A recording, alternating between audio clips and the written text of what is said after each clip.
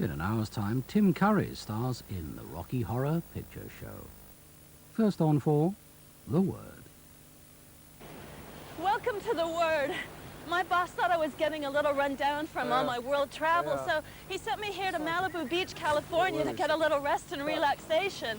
He's also enrolled me on a physical workout program, which isn't my idea of relaxation, but there is one compensation in that for my personal trainer, I have none other than Hollywood He-Man, Dolph Lundgren.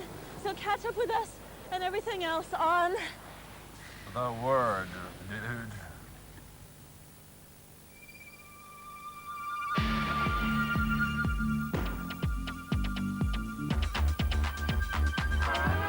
Spread the word.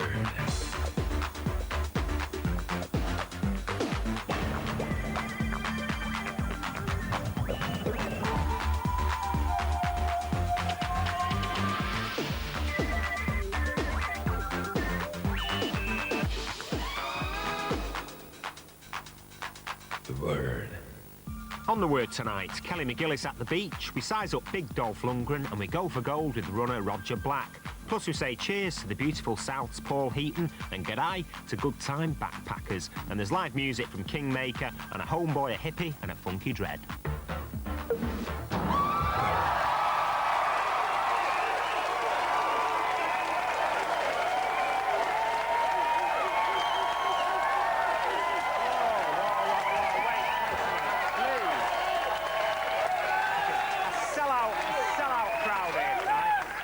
Face it, on this show we've all sold out, haven't we? To be quite honest with you, a few people missing. Well, one person in particular missing. Mandy Taylor, née Amanda de Cadenet. She's actually off on her honeymoon in Barbados. Life gives hell for some people, innit? But we have got from Harrow Public School her younger brother, Bruiser de Cadenet. Hey, it's great to have you on.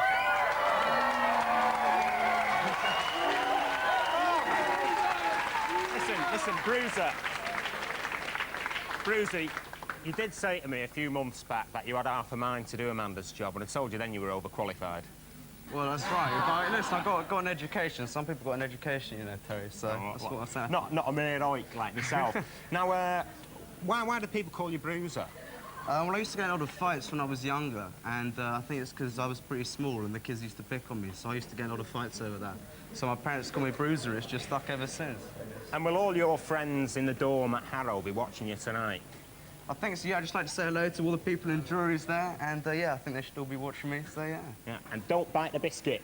Right, you're going to introduce the first band for us? That's right. Well, first, we've got, with their first live TV performance ever, a very special band, Daisy Chainsaw, with Love Your Money!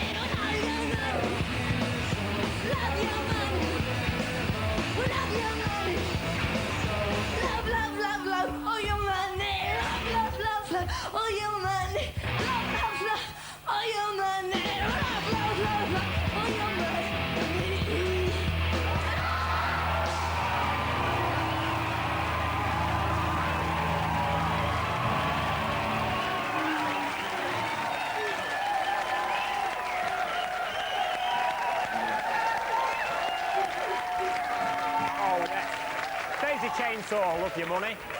We don't like to start off in a tame fashion on this show. And next up, we have got the 6' 3" heartthrob of the running track. He's actually won a gold and a silver medal in the Tokyo World Championships for 400 metres running. He also won a gold medal in the European Championships as well. Before we see him, here he is in action in both the European Championships gold medal winning run and also the silver medal winning run in Tokyo. Hacker closing on him fast, but Roger Black is holding on, and Roger Black just makes it. Can Black hold on for Britain? Roger Black has already won more medals than any other British athlete. He's been awarded the MBE and is going for gold at this summer's Olympics. Described by Chris Akabusi as sex on a stick. When he takes his kit off, the crowd goes crazy. Welcome to the show, Roger.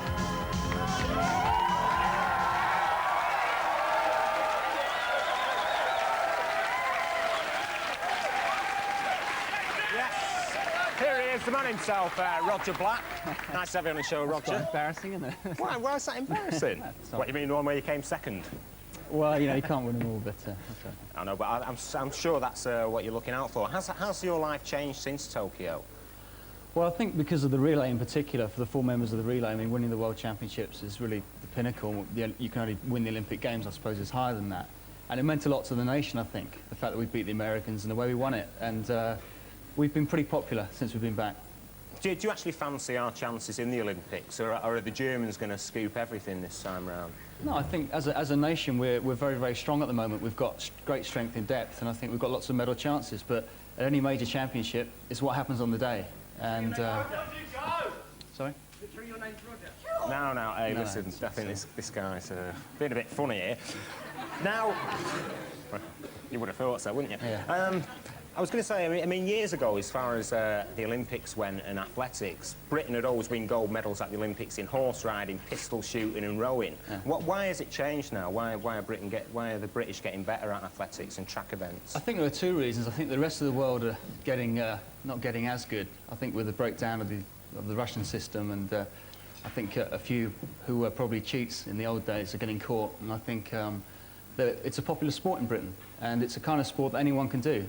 And it's a sport of equality, and so everyone can do it. And we're seeing that, and we're seeing some great performances.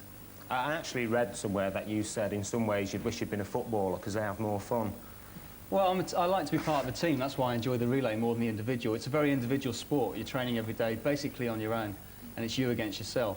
And that's nice in some ways, but if I had the choice, I'd rather be part of a team. You'd like to be a soccer player? Who would you play for? I don't know, I supported Portsmouth, which probably wasn't... They're doing all right.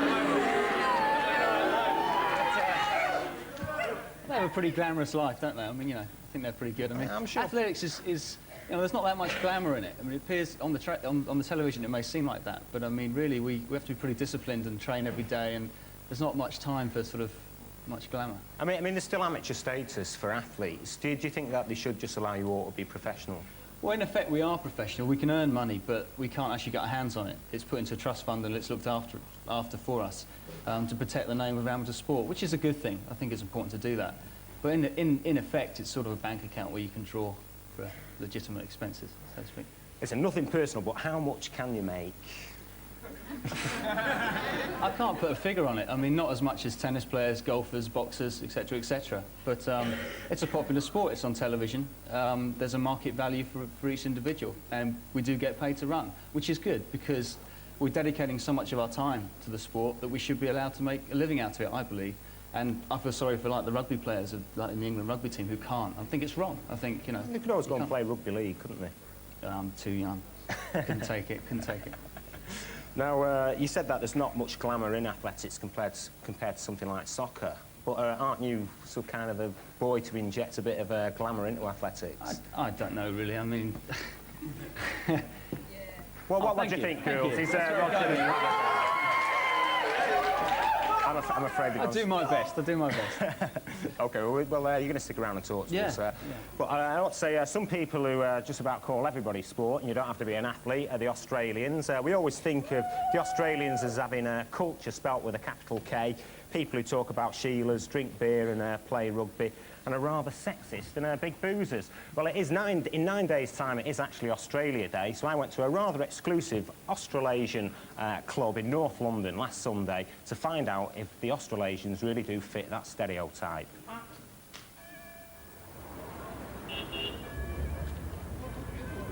It's Sunday morning, and being a good Catholic lad, of course, Sunday for me has always been a religious occasion, but then again, being Irish Catholic, it's never been a particularly sober occasion, which is why this is an interesting church for me to come to.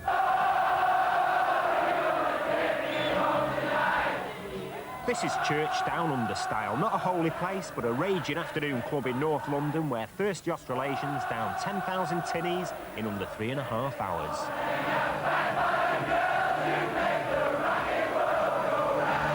The Sunday sessions are a big tradition in Australia. I mean, you can go to a pub and, you know, we don't close at 3 o'clock and then open at 7, that's for starters. To gain entry into the church club, you've got to be a member and put £4 into the collection box. But to gain total absolution, you've got to have 2 things. 1, a massive thirst. Why do you come here every Sunday? Because I want to get shit-faced. What, will you drink 6 packs? A 6-pack of VB yourself? Yeah. And 2, an appetite for a whole afternoon of Antipodean cultural activity. First up, the traditional comic. What's the difference between a woman-wing PMT and a Rottweiler? Fucking lipstick. Anyway. I think everyone really gets into sexist jokes. I mean, they might not admit it, but they do. Yeah. And next up is Pandora, whose carefully choreographed routine really gets the boys going. But the real party starts when the punters make their own fun. Church is all about having fun, and if you don't want fun, then we don't want you to come. We have a baby bottle drinking competition, which has a fairly sensuous or sexual overtone.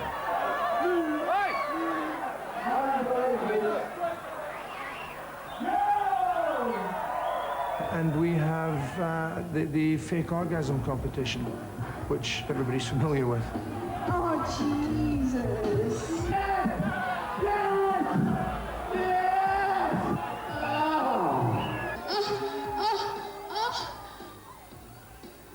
No, thanks. We had a stick competition, which you hold a stick up, turn around 15 times, and it gives you the feeling of being extremely pissed, which is probably a bad thing, because it could put hundreds of pubs in Britain out of business. 30, 40.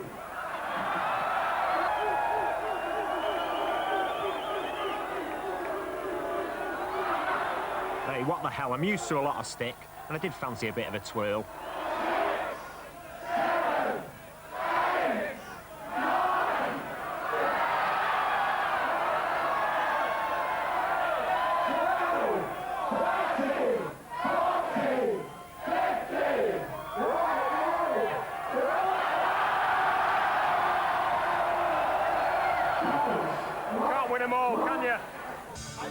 And keeping a watchful eye over the proceedings are the club's own security team known as the Church Wardens. They're there to defuse any trouble and even keep a paternal eye on punters to and from the tube. One of the perks of being a church warden is helping the ladies up towards the end of the session when it's time to boogie. Then they play at being showgirls, sing their favourite songs,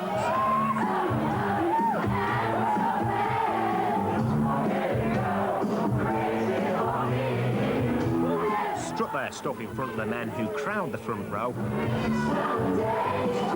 And finally, to top it all off come the tops. When you're surrounded by so much heat at home, that to get down to just the bikini or even less for the ladies is, you know, they do it at the drop of a hat. They don't worry about it.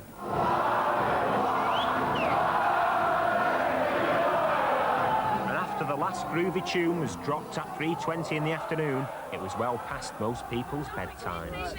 And for those hard-working church wardens, this is their big chance in the Backpacker pub to let their hair down after a hard day of organising all their Antipodean cousins. Who can blame them, eh? Cheers! And it's at this private party that the real culture starts. There's bally, naked pints, naked handstands, but the climax happens in the cellar with a bit of bungee running.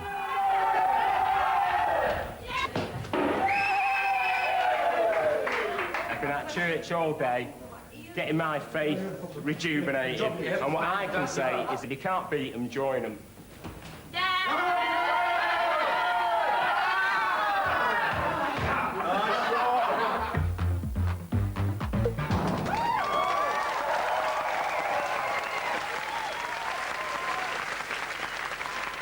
Listen, I did my bungee run first. I must have loosened the elastic for it.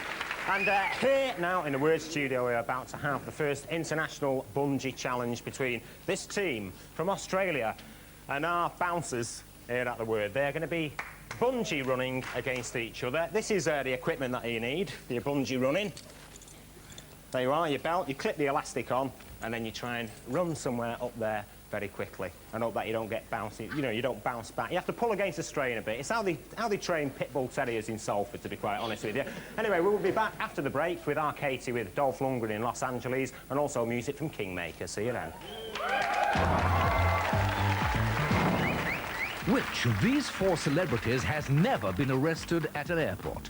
Bob Geldof, John McEnroe, Kylie Minogue, Jerry Hall. Find out after the break. Word. If you're viewing television without a license, you may think there's little danger of getting caught. Last year, our computers, inspectors, and detective vans tracked down over 1,000 evaders a day. Please, get a TV license before you get fined up to £400.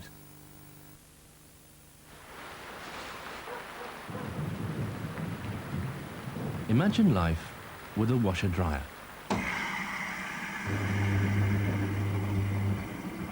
No bigger than a washing machine. First it washes your clothes, then it dries them.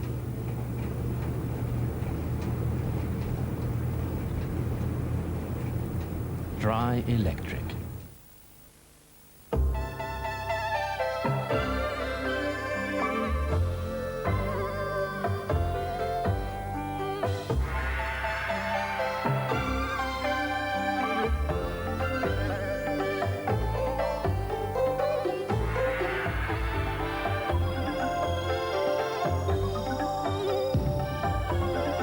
Discover Singapore, the most surprising tropical island, with Singapore Airlines.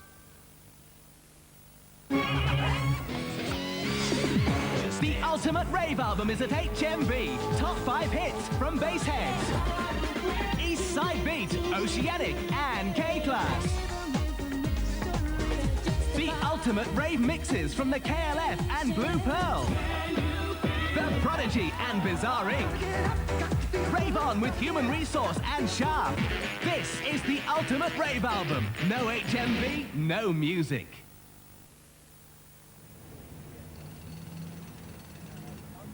Hello, Tony. I think we might use a video replay here. Super, Ralph. Let's do that. Oh, yes, we could be in for a quintessential tango taste sensation here. Why, yes, Tony, let's look again. Yes, Ralph. The big orange fella run in from the left, and he gives him a good old slapping. It just illustrates the bite and buzz, of real oranges in tango. Yes, Ralph. Super taste sensation, smashing drink, lovely. You know when you've been tangoed.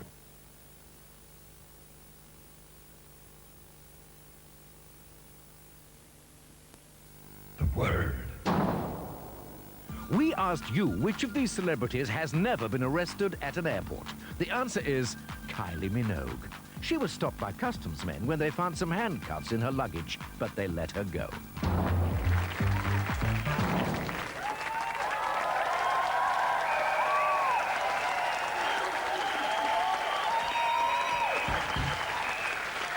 Welcome back to The Word. We've got bungee running for you later, but first of all, we're going to listen from music from Kingmaker, who are having a very special song tonight, and they're going to play for us Scrape the Sky.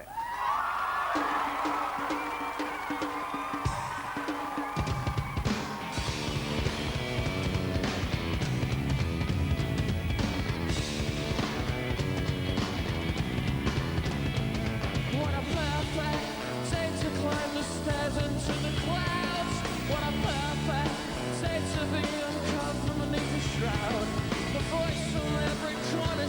so nice into my ears. Shut up, I say, enough, I say, shut up, I say, enough's enough. You wanna wait? You wanna taste anything at all?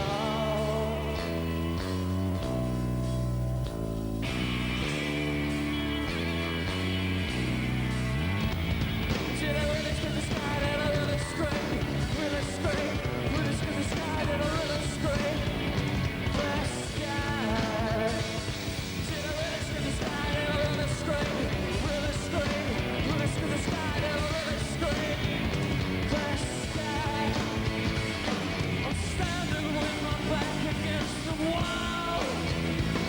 'Cause then I won't get stabbed by you, I'll fall.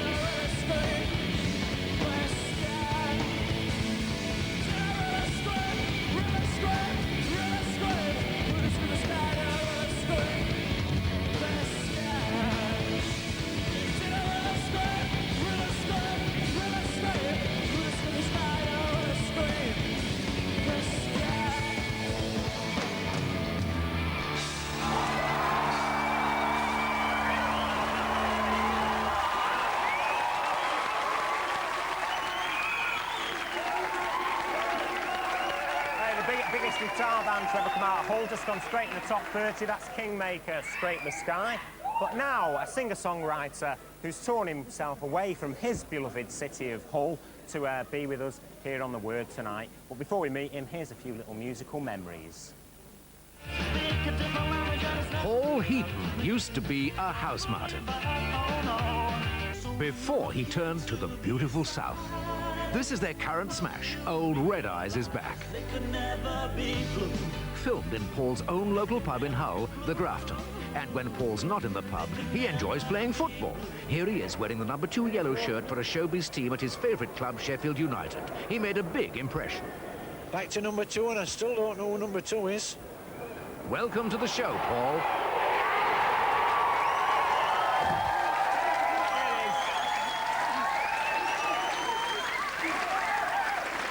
The man himself. I think they're clapping your legs there, aren't they? They are clapping my legs, yeah. I could see that you're a thinking man's footballer, aren't you? You weren't going to boot that ball anywhere. No, I'll take my time. I'll take my time.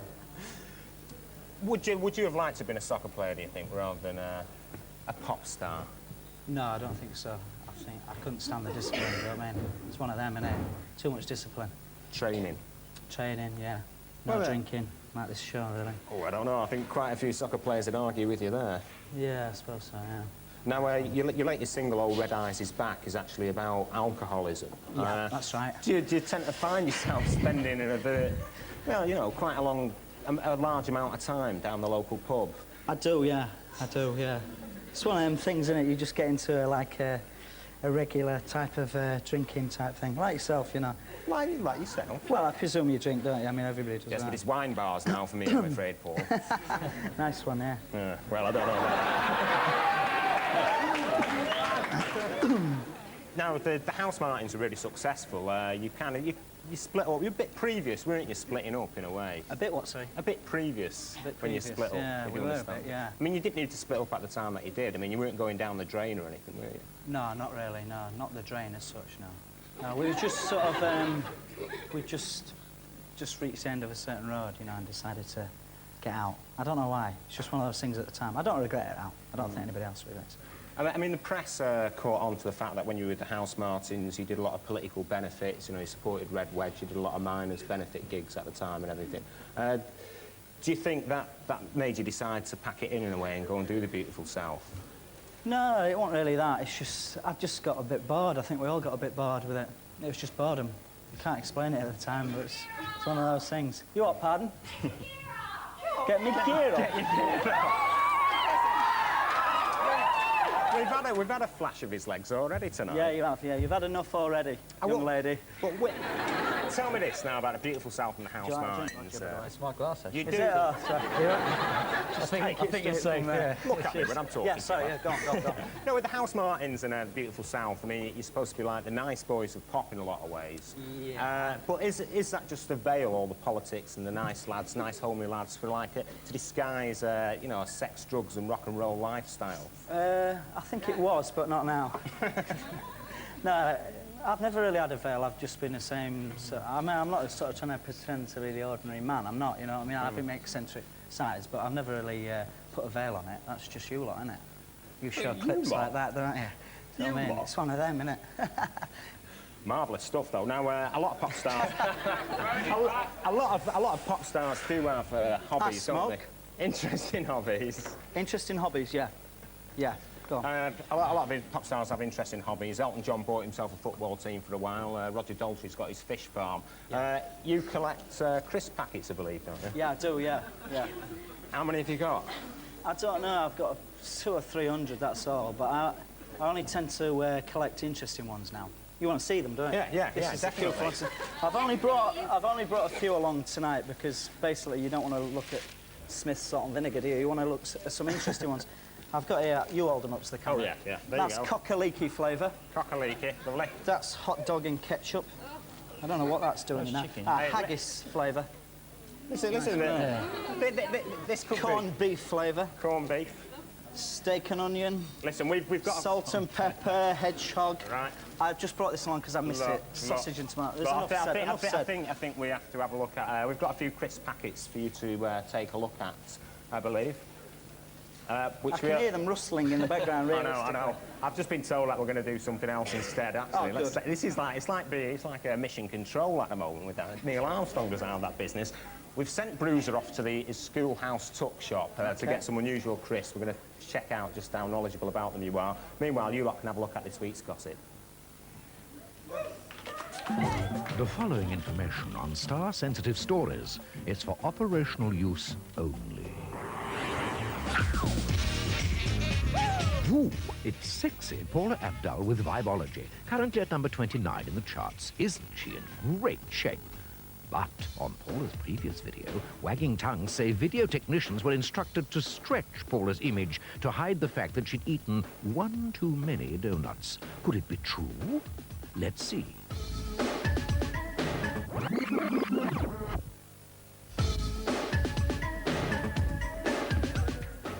Oh, no, we don't believe a word of it. We love Paula Abdul.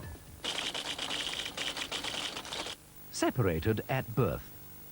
Carol Thatcher, Fatima Whitbread.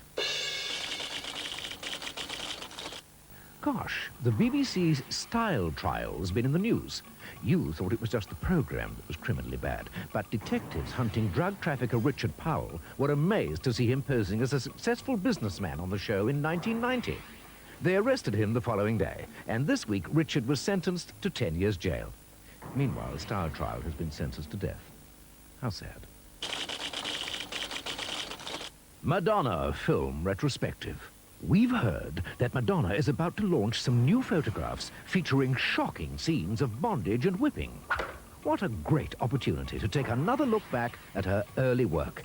Here she is in her first low-budget movie back in 1979.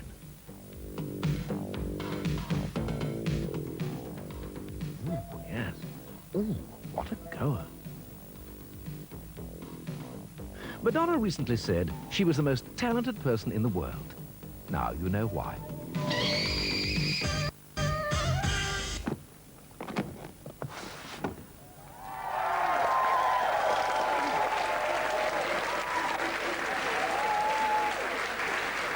Oh, there you go, there you go. Yes, very sporty show tonight.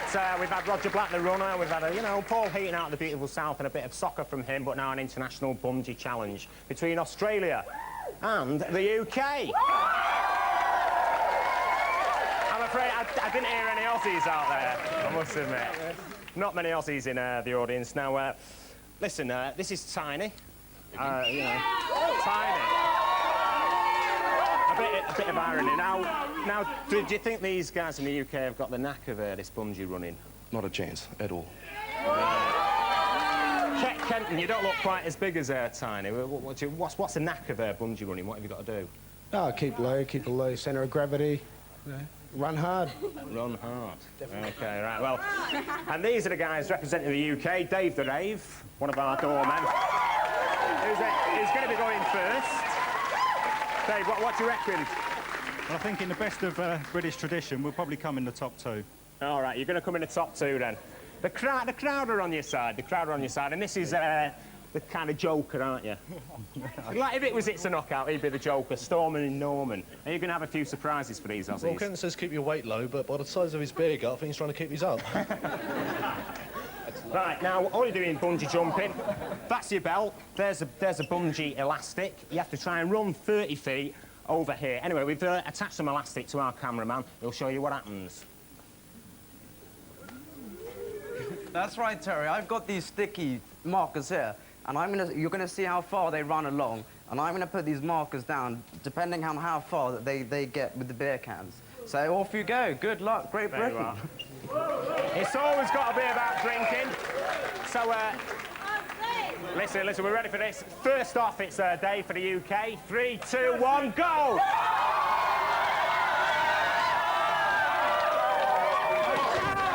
Hey, listen, what do you reckon of that, then, Kenton? No, not good enough, mate. Okay. It fell over, look at it.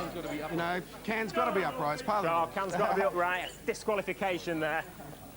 Listen, what about Kenton? What's his technique? Technique?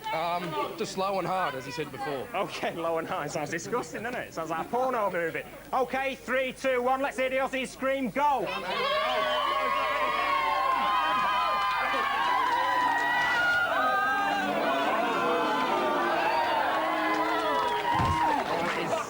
He's done it before. All right, OK. That's, he's at the head by about 6 feet here, Norman. What do you reckon? You're just sort of going for it, run. Go for it. 6 feet under, though, you know what I mean? Hey, come on, let's have a big cheer for Norman. 3, 2, 1, go!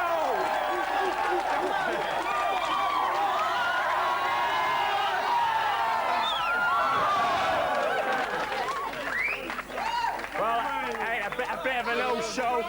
He did well there, but the can didn't stay upright. Finally, a bit of a foregone conclusion, but Tiny's going to go. Listen, Tiny, we're filming this in Wembley at the moment. Try and stop before you get to Neasden. All right. Like I said, I would have put my money on the Australians before this one anyway. OK, big cheer for Tiny. 3, 2, 1, go!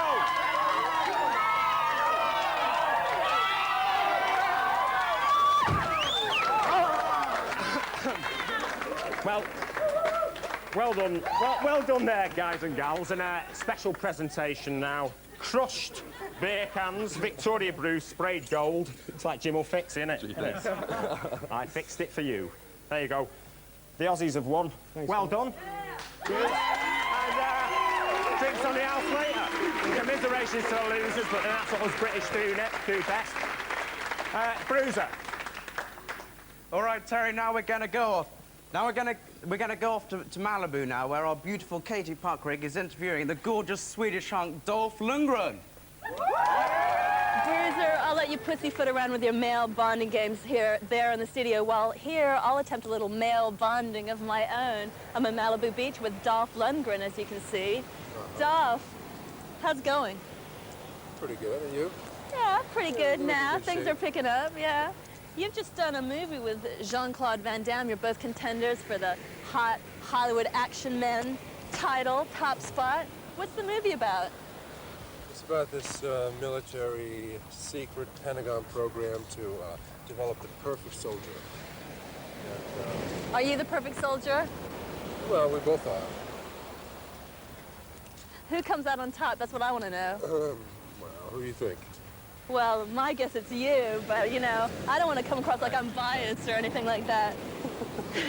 Dolph, when you did Rocky IV, they actually asked you to actually punch Sly Stallone, and you knocked him out, didn't you? Oh, I had to. I was the bad guy, you know? And I Yeah, got but paid for it, so. But you hurt him. He was only in the hospital for, what, 2 weeks? He was in the hospital 2 weeks. Yeah, Is that any way to treat a friend? I ask you. I told you I got paid for it. I had to do it, you know? I don't know. These foreigners, they come into the country and they Take punch over, out all their... take over. They take over. Take over Hollywood, yeah. Dolph, I came here today to find a typical California boy, and I found you instead. You think so? Yeah? Do you think that you're a typical California boy? No, I don't think so. No, I'm European. You're a European boy. Yeah. Well, do you like your life here? I like it, yeah. It's comfortable. It's a little slow. That's why I go to Europe as soon as I get a chance. Do you brush up on your sexy accent when you go back to Europe? My sexy accent, what is it, my Swedish? Yeah. Yeah, sort of, a little bit. Yeah. Sort of all-purpose sexy accent. Well, if you were to complete the transformation into a California boy, Dolph, you'd have to change your name to Skip or Buck or Chuck. I like Skip. I like that. Skip, okay. And for someone who could never be considered a California boy in a million years, Mancunian Muppet, Terry.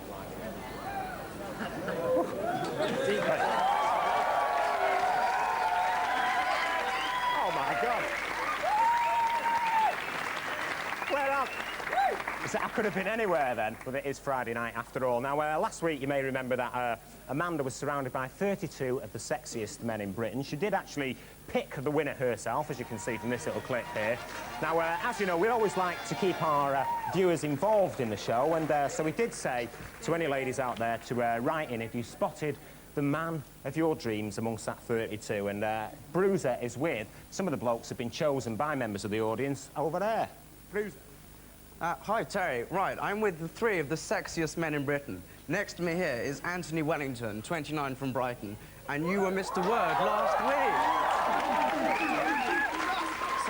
So Anthony, just tell us, what was it like? What was it like when my sister kissed you last week? It was nice, but nice. Not as nice as I imagined it would be if you kissed me. Oh my God. Well, I don't know if you really want to meet this gorgeous girl. I don't know if you want to meet this gorgeous girl that's actually written in because she especially wants to meet you tonight, who is Sabina Wilkin, 23 from Brighton. Come on down. Oh, gorgeous. Oh, very nice. What do you think of those legs then? Easy. Pretty nice, huh? What do you think of him? Is he better in the flesh than on TV? He was better dressed last week. Better dressed? Oh, I see. Well, that's not too good start, is it? Anyway, I think you two ought to go off and make yourself more acquainted. So I'll see you later. Go off and have a chat or whatever. Right, sexy man number 2 is Darren Toll, 26 from Oxfordshire. How are you feeling tonight? Okay. Are you ready to meet this gorgeous girl that has written in specially to see you? Indeed. You are? Yep. Okay, well, come on down. Zaina Snowden, 24 from County Durham. Whoa! Come on down. Oh. So what's he like? Lovely. Lovely? Absolutely lovely. Yeah? He's even better in the flesh. Even better in the flesh? Yeah. All right. So what are you going to look for in this woman, apart from her looks? When you're going to have a chat, what are you going to find out about her? I'll tell you after we've had a chat. Your what? I'll tell you after we've had a chat. Oh, I see. Okay. Well, listen, go off and make yourself more acquainted. Go and do whatever you want to do. Go ahead. Okay, finally, big Al from London with his big orange sticker. Okay, Al Douglas, 23 from London. How are you feeling tonight? Are you ready? Are you ready? Fit and going? Horny. Okay, right, Horny. come down. Your woman is Catherine, 22, an Essex girl. Come on down. Whoa, very nice. So, what do you think? He's good? Wonderful. What Wonderful. can I say? Yeah, and you're going to go to bed with him immediately? No. I'm not an easy Essex girl. Oh, I see. Well, listen, you ought to go and do a bit of chatting up and hope you can score her. So later on, good luck. Back to you, Terry.